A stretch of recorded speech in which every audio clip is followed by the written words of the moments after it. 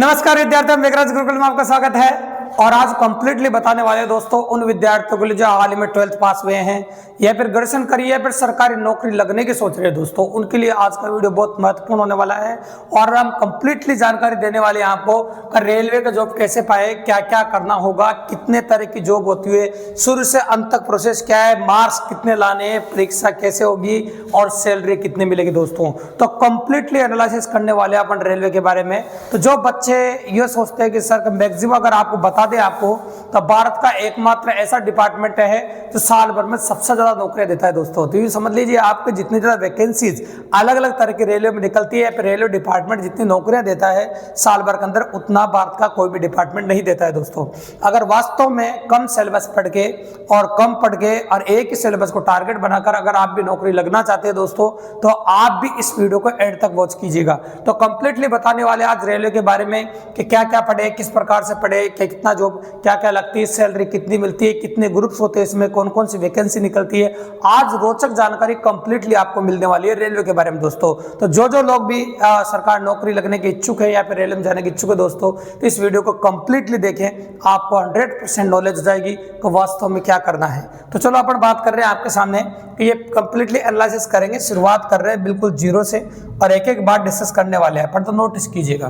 तो सबसे पहले अपन बात कर रहे हैं आपके सामने रेलवे जॉब के लिए क्या करना होगा, सबसे इंपॉर्टेंट बात है। तो बच्चों को मन में पहला सवाल यह आता है कि सर हमको रेलवे में जॉब तो लगनी है, लेकिन रेलवे में जॉब के लिए क्या करना होगा, तो किस टाइप की जॉब होती है, कैसे जॉब कर सकते हैं, या रेलवे में जो कितनी सैलरी मिलेगी, ये सारे सवाल बच्चे के दिमाग में घूमते रहते हैं। देखो उनको लगता है कि सैलरी कितनी मिलेगी ये पता नहीं है, कैसे जॉब लग सकते हैं ये पता नहीं है, किस टाइप की जॉब होती है, कैसे कैसी जॉब होती है ये भी पता नहीं है। अगर ये वास्तव में पूरी जानकारी रेलवे के बारे में आपको जानकारी हासिल करनी है दोस्तों, इस वीडियो को एंड तक देखना।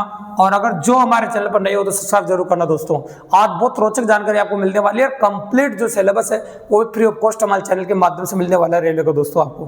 तो ये समझ लीजिए 1 रुपया भी नहीं लगने वाला है, कंप्लीटली सिलेबस फ्री मिलने वाला है। आप फ्री ऑफ कॉस्ट हमारे चैनल के माध्यम से रेलवे की तैयारी कर सकते हैं दोस्तों। तो चलो अपन बात करेंगे आपके सामने कि क्या होता है क्या नहीं होता। शुरुआत से करते हैं बिल्कुल जीरो से, और जीरो से बात करने वाले देखिए आप। तो सबसे पहले अपन बात करते हैं रेलवे की, इंडियन रेलवे में कितने प्रकार की जॉब होती है।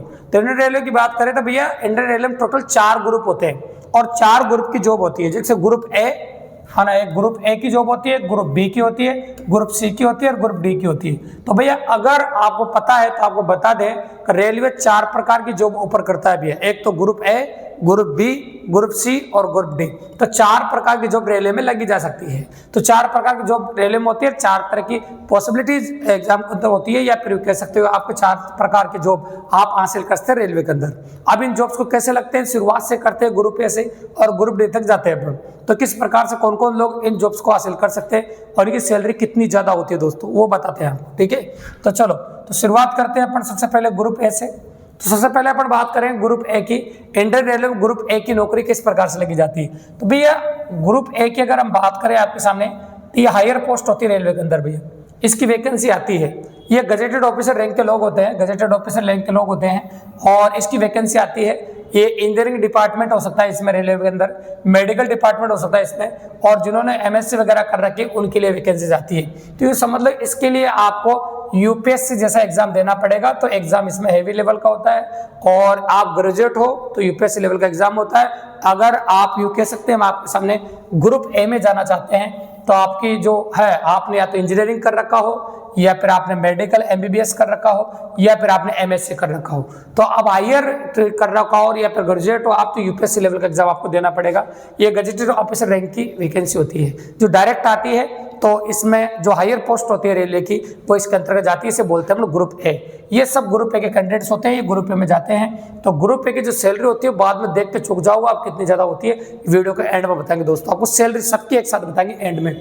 अभी तो बता रहे ग्रुप ए में कौन कौन सी वैकेंसी होती है और कौन क्या डिग्री कर रखी है, कैसे शुरुआत आप कर सकते हैं, तो आप ग्रुप ए में जा सकते हैं। इसके लिए आप यूपीएससी की तैयारी करनी पड़ेगी दोस्तों आपको। इसके बाद अपन बात करेंगे आपके सामने, आप आ जाते हैं ग्रुप बी की।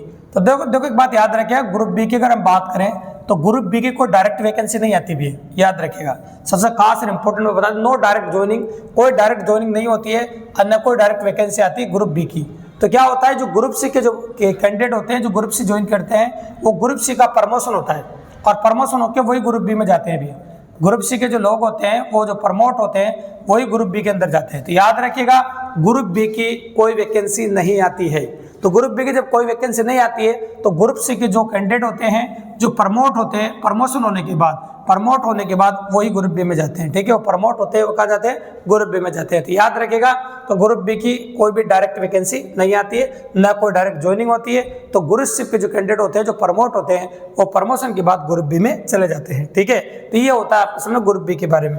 अब ग्रुप बी के बाद नंबर आता है आपका ग्रुप सी के बारे में। इंडियन रेलवे ग्रुप सी में कौन कौन सी वैकेंसीज होती है और क्या क्वालिफिकेशन होती है उसके बारे में जानकारी हासिल करते हैं। ये नॉन गजेटेड पोस्ट होती है, भी इसे बोलते हैं नॉन गजेटेड पोस्ट होती है।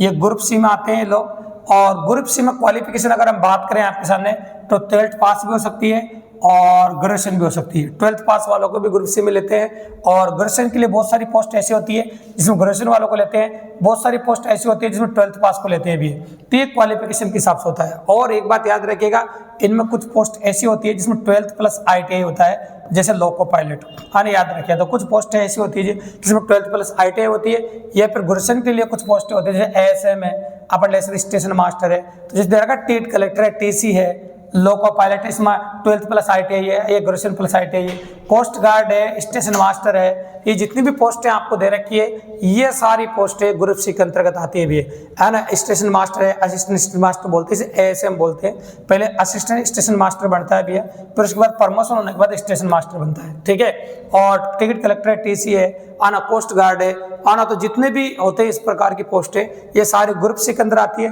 और दोस्तों आपको बता दें, ये सभी ग्रुप सी में प्रमोट होकर ग्रुप बी में चले जाते हैं इंडियन रेलवे के अंदर। ठीक है, तो ग्रुप सी के जो प्रमोशन है वो ग्रुप बी तक चले जाते हैं और हायर पोस्ट तक भी चले जाते हैं ये लोग। ठीक है ना, तो ये ग्रेजुएशन है, ये 12th पास है, तो इस प्रकार से पॉसिबल कर सकते हैं। तो ये ग्रुप सी की सारी पोस्ट हैं, आपकी क्वालिफिकेशन ये होना चाहिए और ये पोस्ट के अंतर्गत आप रेलवे में जा सकते हैं दोस्तों। असिस्टेंट स्टेशन मास्टर बन जाता है, और ALP होता है असिस्टेंट लोको पायलट, वो ALP बन जाता है अभी। तो इस प्रकार से पोस्टें ज्वाइन करते हैं दोस्तों। तो ये होता है आपको समझ ग्रुप सी के बारे में। अब आ जाते हैं जो बच्चे सोचते हैं कि हमको तो ग्रुप डी में जाना है, तो 10th पास है हम, तो ग्रुप डी के लिए क्या क्वालिफिकेशन होना चाहिए, तो वही बता रहे दोस्तों आपको। तो इंडियन रेलवे ग्रुप डी, इसकी बात करें अपन, exam conducted by RRB railway recruitment board द्वारा एग्जाम कंडक्ट किया जाता है। रेलवे रिक्रूटमेंट बोर्ड द्वारा एग्जाम कंडक्ट किया जाता है, 2 पार्ट में होता है, CBT 1 और CBT 2। तो आपको घबराने की जरूरत नहीं है, दोनों का सिलेबस सेम ही होता है। और इसमें क्या क्या होता है, ग्रुप डी में हेल्पर होता है, गेटमैन होता है, पॉइंटमैन होता है, ट्रैकमैन होता है, ये सब ग्रुप डी के अंदर होते हैं भी। और क्वालिफिकेशन 10th पास भी हो सकती है, तो 10th पास ही ग्रुप डी होती है। और कई बार कुछ पोस्टें ऐसी होती है इसमें 10th के साथ ITI और डिप्लोमा मांग लेते हैं भी। कई बार 10th के साथ ITI डिप्लोमा मांग लेते हैं, और मैक्सिमम जो पोस्ट होती है वो सारे 10th पास की आती है। तो 10th पास जिन बच्चों ने किया है, मतलब अभी हाल में 12th पास किया है, वो ग्रुप डी की तैयारी कर सकते हैं दोस्तों। इसकी सैलरी देख के भी आप चौंक जाओगे, अभी वीडियो के एंड में हम बताने वाले हैं आपको। तो ये ग्रुप डी में इतनी सारी वैकेंसियां होती है। अब आप सोच रहे हैं कि सर ऐसा कौन सा कॉमन सिलेबस अपन पढ़े कि जिसको पढ़ने के बाद हम ग्रुप बी तक पहुंच सके, ग्रुप डी ग्रुप सी दोनों की तैयारी एक साथ हो जाए दोस्तों। तो आपको बता दें कि आप ग्रुप सी में जितनी वैकेंसीज निकले उनकी भी तैयारी अलग से करने की जरूरत नहीं है, ग्रुप डी की जितनी वैकेंसी निकले उनकी भी तैयारी आपको अलग करने की जरूरत नहीं है। एक ही तैयारी में सब कुछ कर सकते हो आप। वो सिलेबस रेलवे का होता है, तो रेलवे में ज्यादा पढ़ने की जरूरत नहीं है, कम सब्जेक्ट इजीली अप्रोच करके काफी आसानी से अप्रोच कर सकते हैं दोस्तों। तो वही देखो आप क्या होता है क्या नहीं होता उसके बारे में बात करें। देखो सुनो, तो इसमें कंप्लीटली अगर हम बात करें ग्रुप डी का और ग्रुप सी का जो सिलेबस होता है, और MCQ टाइप के क्वेश्चंस आते हैं, और आप कह सकते हैं कि ग्रुप डी ग्रुप सी में जो सिलेबस होता है MCQ टाइप के क्वेश्चंस आते हैं। और फिजिकल टेस्ट सिर्फ रनिंग होता है, जिसमें कई बार वजन उठा के दौड़ना पड़ता है, ये सिर्फ ग्रुप डी में होता है। फिजिकल टेस्ट सिर्फ क्या होता है कि सिर्फ ग्रुप डी में होता है। याद रखिएगा ग्रुप सी में ये नहीं होता है, ग्रुप सी में कोई फिजिकल टेस्ट नहीं होता है। फिजिकल टेस्ट जो होता है वो सिर्फ किस में होता है बताइए, ये अपन कह सकते हैं ऑप्शन ग्रुप डी में होता है, जिसमें आपको कुछ वजन उठा के थोड़ा सा दौड़ना पड़ता है, दौड़ना क्या चलना पड़ता है। तो ये ज़्यादा हैवी नहीं होता है। मेन मादा आपका पेपर CBT 1 अगर पास हो जाए, आपका MCQ लेवल होते हैं, 2 पेपर होते हैं, एक CBT 1 होता है और एक CBT 2 होता है आपका। ये दोनों पेपर आपको क्रैक करने पड़ते हैं। अब कौन कौन सब्जेक्ट इंपॉर्टेंट होते हैं आपके लिए वो देखो। तो अपन कह सकते हैं आपके सामने GK, इसमें करंट अफेयर्स होता है GK के साथ, जो अभी करंट हो सकता है, साल भर का हो सकता है, 6 महीने का हो सकता है। और एक होती है आपकी साइंस, जनरल साइंस। ये कंप्लीटली 4 सब्जेक्ट है।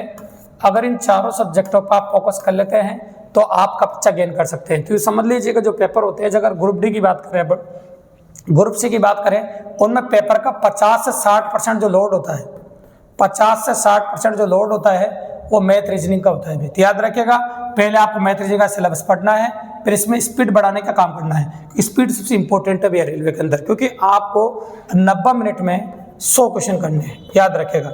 ये ग्रुप बी के अंदर, ग्रुप डी के अंदर, तो ग्रुप डी के अंदर 90 मिनट में आपको 100 क्वेश्चन करने हैं और वहां पर आपको 60 मिनट के अंदर 75 क्वेश्चन करने हैं ग्रुप सी के अंदर, ठीक है। तो कहने का मतलब ये है कि आपकी स्पीड काफी ओरिएंट होना चाहिए और काफी अच्छी होना चाहिए। और ये चारों सब्जेक्ट जिन पर कमांड आपको करनी है, और जीए जनरल अवेयरनेस आता है, इसके टॉपिक फिक्स होते हैं, वही टॉपिक आपको पढ़ने हैं और करंट अफेयर्स कंटिन्यू पढ़ना है। और मैथ रीजनिंग में अगर स्पीड आपकी होती है, सिलेबस अकॉर्डिंग से आप पढ़ते हैं तो 50-60% इसका होता है। अगर 20% यहाँ से खींच लेते हैं 80% हो जाता है दोस्तों, और आप रेलवे में जॉब पा सकते हैं। तो बिल्कुल सिंपल फंडा है, कोई बड़ी बात नहीं है, कोई बड़ा एनालिसिस नहीं है कि आपको दिक्कत आए, तो बिल्कुल सिंपल है। जो बच्चे शुरुआत कर रहे हैं उनके लिए बहुत अच्छा है और ये कैसे जॉब पा सकते हैं। अब आते हैं सबसे इंपॉर्टेंट बात जिसकी लोग इंतजार कर रहे थे कि सर अब जॉब पा ली अपने ग्रुप डी और ग्रुप सी में और ग्रुप ए में जो सैलरी होती है, स्टार्टिंग सैलरी की बात कर रहे हैं अपन, क्योंकि आप जानते हैं कि हर जॉब में स्टार्टिंग सैलरी होती है, उसके बाद सैलरी बढ़ती है, ठीक है। तो स्टार्टिंग सैलरी क्या होती है उसके बारे में बात करेंगे हम आपके सामने। रेलवे में हर ग्रुप की स्टार्टिंग सैलरी क्या होती है, फिर बाकी इंक्रीज होती है। देखो, तो इंडियन रेलवे सैलरी जो होती है हम बता दें, तो जो लोग डायरेक्ट ग्रुप ए ज्वाइन करते हैं, जो ग्रुप ए ज्वाइन करते हैं, मैंने शुरुआत में बताया था ग्रुप ए कौन ज्वाइन करता है। तो ग्रुप ए जो ज्वाइन करते हैं 4 ग्रुप होते हैं इसमें, आना ग्रुप बी में डायरेक्ट ज्वाइनिंग होता नहीं, आपको मैंने पहले बता दिया।